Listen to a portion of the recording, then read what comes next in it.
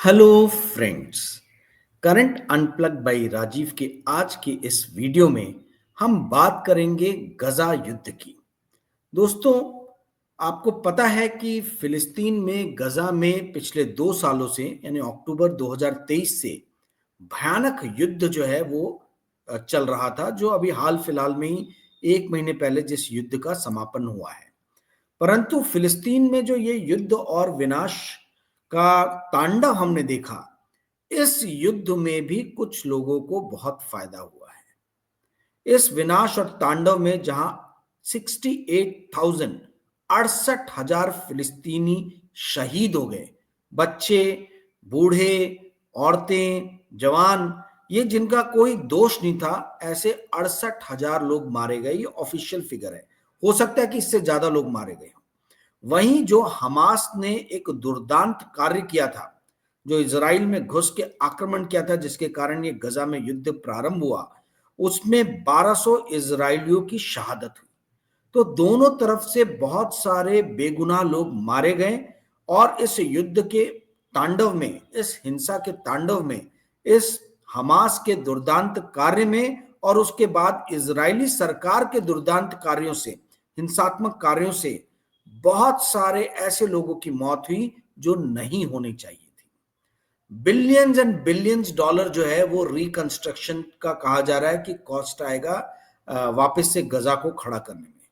परंतु कौन है ये लोग जिनको फायदा हुआ है, जिन्हें इस युद्ध में जो कहा जाए, देखा जाए तो उनको इस युद्ध में एक्चुअल प्रॉफिट और मैसिव प्रॉफिट, बहुत ज्यादा फायदा हुआ है। ये हैं अमेरिका की डिफेंस कंपनीज। जी हां, आप सही सुन रहे हैं, अमेरिका की डिफेंस कंपनीज जो हैं, इनको भारी फायदा हुआ है इस गजा युद्ध में। मैं कुछ डाटा आपके सामने रखता हूं जिससे आपको अंदाजा लगेगा। यूनाइटेड स्टेट्स ने अक्टूबर 2023 से लेके अभी तक, यानी अक्टूबर 2023 से लेके अक्टूबर एंडिंग 2025 तक इजराइल को 32 बिलियन डॉलर के आर्म्स सेल किए। सेल जो हुआ है, जो सेलिंग हुआ है, वो 32 बिलियन डॉलर का है। और इस 32 बिलियन डॉलर के जो आर्म्स, एम्यूनेशन, एयरक्राफ्ट, ये सब जो सेल हुए हैं, उसके अंदर में सबसे ज्यादा फायदा जो हुआ है वो है बोइंग का। बोइंग आपने सुना होगा, बोइंग के प्लेन्स रहते हैं, आपने सुना है।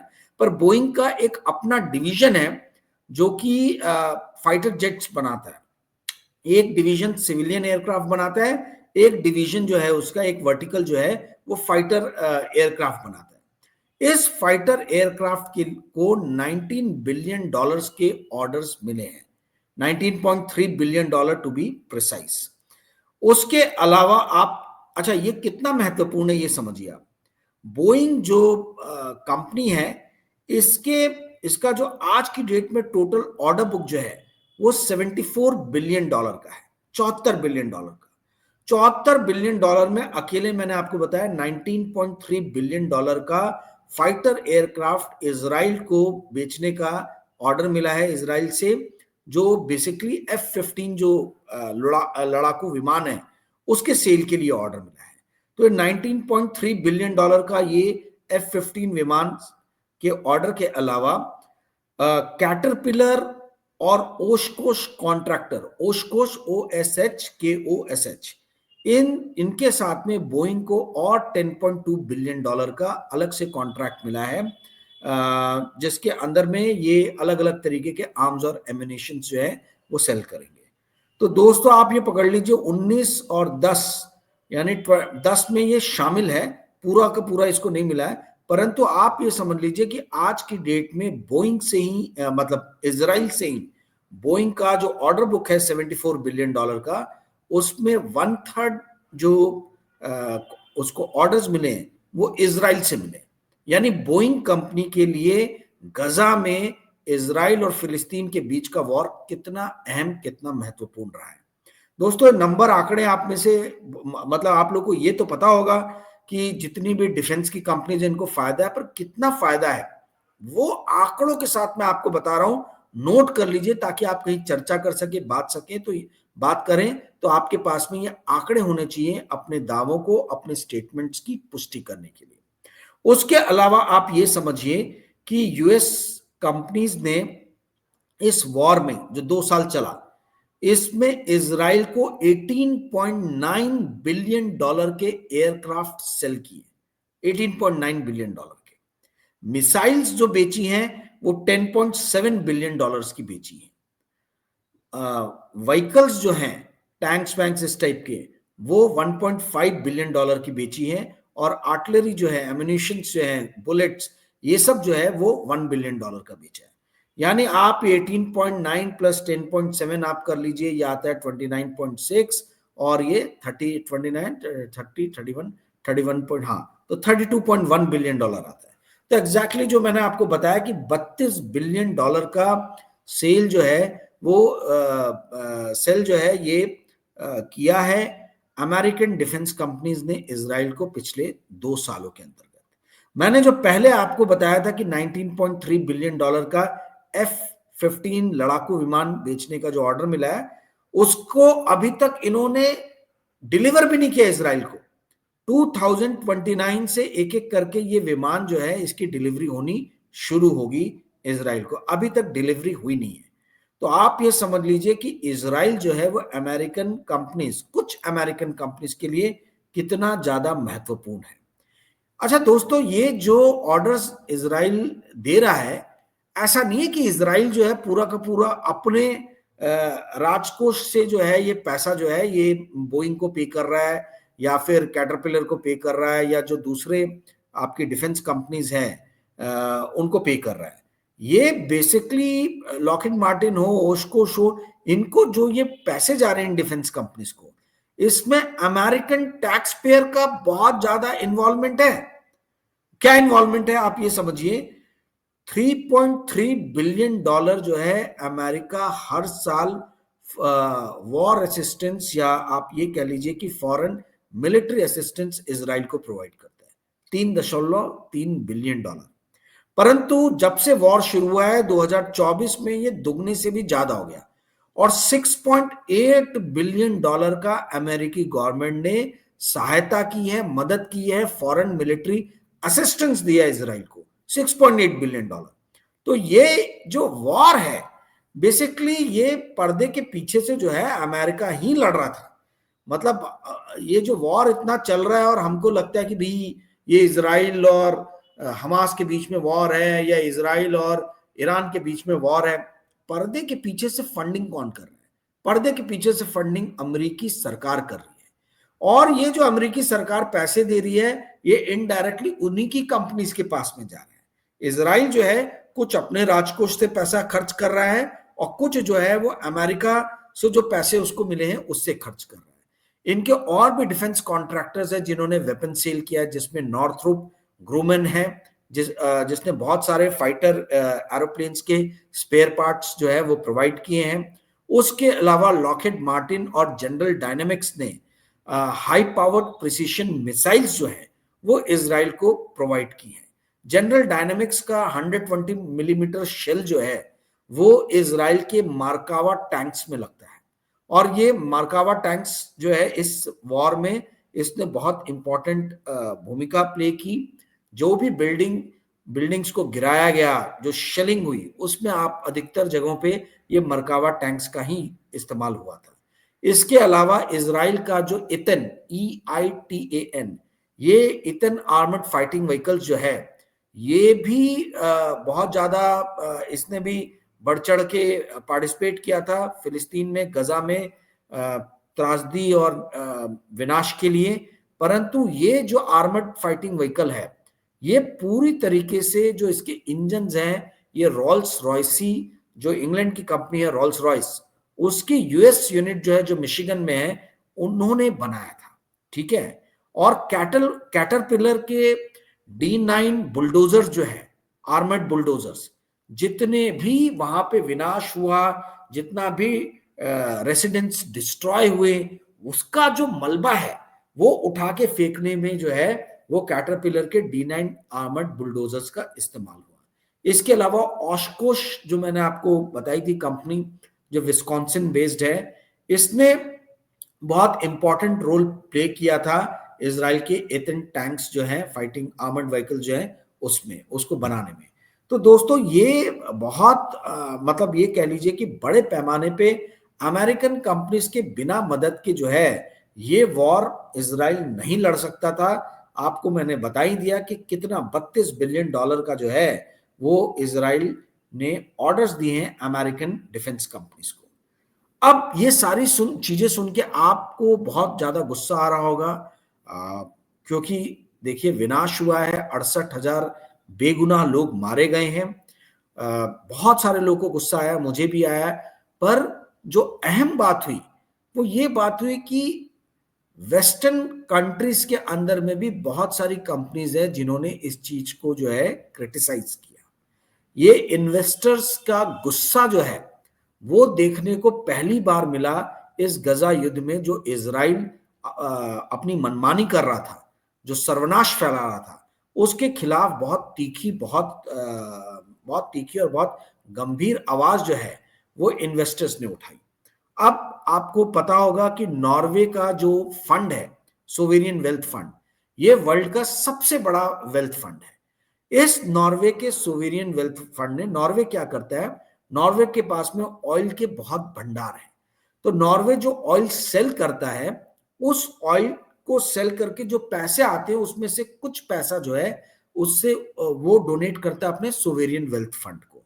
ये सोवेरियन वेल्थ फंड जो है ये अलग अलग बड़ी बड़ी वर्ल्ड ओवर कंपनीज में शेयर्स खरीदते हैं, स्टेक्स खरीदते हैं। तो ये नॉर्वेजियन वेल्थ फंड जो है लगभग $1 ट्रिलियन का है, बहुत बड़ा है, ठीक है। और इन्होंने इजराइल सरकार ने जो गजा में जो त्रासदी की थी उसके खिलाफ में इस नॉर्वेजियन इन्वेस्टमेंट फंड ने कैटरपिलर, जर्मनी की जो कंपनी है थाइसन ग्रुप जो स्टील बनाती है उसके अंदर में, अमेरिकन कंपनी कैटरपिलर में, पैलेंटी टेक्नोलॉजीज जो कि एआई की बहुत महत्वपूर्ण कंपनी है, पैलेंटी टेक्नोलॉजीज में, और जो ओशकोश मैंने आपको पहले बताया, इन कंपनीज में अपने सारे स्टॉक्स बेच दिए, ठीक है। तो ये नॉर्वे ने अपनी तरफ से जो है वो बताया कि भाई हम इजराइल जो हरकतें कर रहा है गजा में, हम उसके खिलाफ है। ये बहुत बड़ा अपने आप में डेवलपमेंट था, क्योंकि आज तक हमने देखा है कि वर्ल्ड ओवर जहां भी युद्ध होता है, ठीक है, यूरोप की और अमेरिका की डिफेंस कंपनीज बहुत फायदा बनाती है और बाकी कंपनीज जो है वो कोई इस तरीके से बॉयकॉट नहीं करता है। पहली बार हमने गजा के इस युद्ध में देखा कि किस तरीके से काफी सारी वेस्टर्न कंपनीज को फायदा भी हुआ, पर वहीं दूसरी तरफ काफी सारी वेस्टर्न इन्वेस्टमेंट कंपनीज ने इस चीज का निषेध किया और उन्होंने बोला कि हम इस पाप के भागीदार नहीं बनेंगे। उसी में एक और कंपनी है डच पेंशन फंड एबीपी। ये सबसे बड़ा पेंशन फंड है हॉलैंड का, ठीक है, डच यानी हॉलैंड, नेदरलैंड का ये पेंशन फंड सबसे बड़ा है जिसका नाम है एबीपी। इसका एसेट अंडर मैनेजमेंट जो है वो $400 बिलियन है। $400 बिलियन यानी मैं 90 रुपए का $1 बिलियन समझू तो 36 लाख करोड़, 36 लाख करोड़ इसका एयूएम है।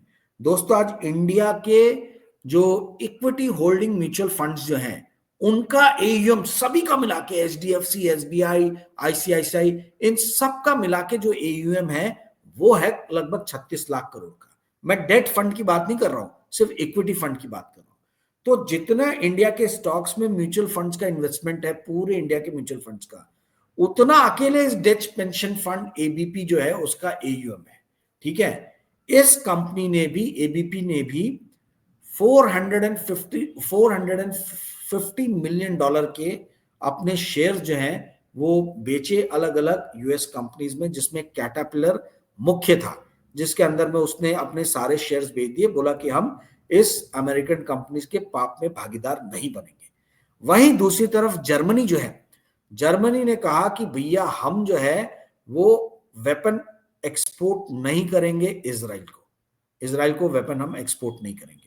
माइक्रोसॉफ्ट कंपनी जो इसराइल के साथ खड़ी हुई नजर आ रही थी इस युद्ध के आरंभ में, इसने भी सितंबर महीने में, यानी युद्ध समाप्त होने के पहले सितंबर 2025 में इसने निर्णय लिया कि हम इजरायली डिफेंस मिनिस्ट्री जो इनकी क्लाउड कंप्यूटिंग सर्विसेज को अवेल कर रहा था माइक्रोसॉफ्ट ने वो क्लाउड कंप्यूटिंग सर्विसेज जो है वो बंद कर दी। ठीक है, तो ये वॉर जो है शुरू होने के पहले माइक्रोसॉफ्ट हो गया, गूगल हो गया और अमेजॉन हो गया, ये तीन बड़ी अमेरिकन कंपनीज जो हैं ये इजरायली गवर्नमेंट को और इजराइल की आर्मी को क्लाउड कंप्यूटिंग सर्विसेज दे रही थी।